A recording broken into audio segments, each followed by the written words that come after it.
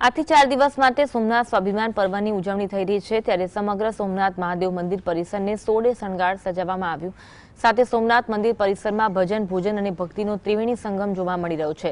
જૂનાગઢથી મહિલાઓ સોમનાથ મંદિરે પહોંચી જેઓ વહેલી સવારે યોગ કરે છે અને બાદમાં શિવ ભક્તિમાં તલ્લીન જોવા મળે છે।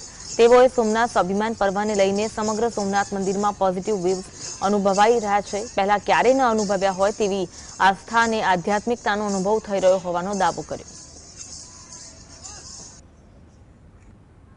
बहुत अच्छा यहाँ माहौल है। अभी हम भी जूनागढ़ से जुड़े हैं। हम 500 साधक जूनागढ़ से आए हैं और हम सुबह से लेकर शाम तक यहाँ कीर्तन करेंगे और ओमकार के नाद करेंगे। जूनागढ़ થી 500 સાધકો, ટ્રેનરો, કોચ, કોર્ડિનેટર બધા સાથે આવ્યા છે અને પહેલા અમે શરૂઆતમાં યોગ કર્યો અને હવે અત્યારે અમે સત્સંગ ભજન ધૂનમાં લાગ્યા છે।